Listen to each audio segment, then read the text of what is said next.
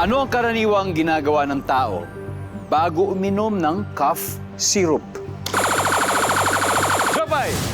Ay, ako po, pag uminom ng capsule, umuubo! Siyempre. Kasi, naman, di ba? Kasi hindi ka naman iinom no, sinisipon ka. Oh, cough ka eh!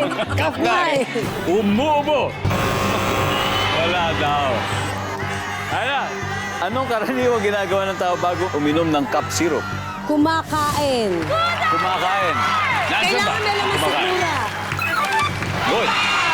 Ana, pass or play? Play! Let's go, Ira. Let's play round one. Jopay, balik mo na. Che, anong karaniwang ginagawa ng tao bago uminom ng cough syrup? Umiinom ng tubig.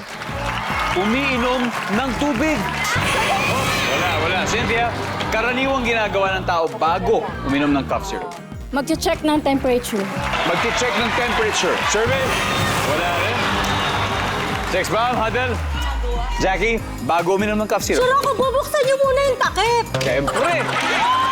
Paano mo naman inumin yun? God, baka makasarap. Eh, naman pag sarado, di ba? Bubuksan mo muna. Tama. Survey says... Oh,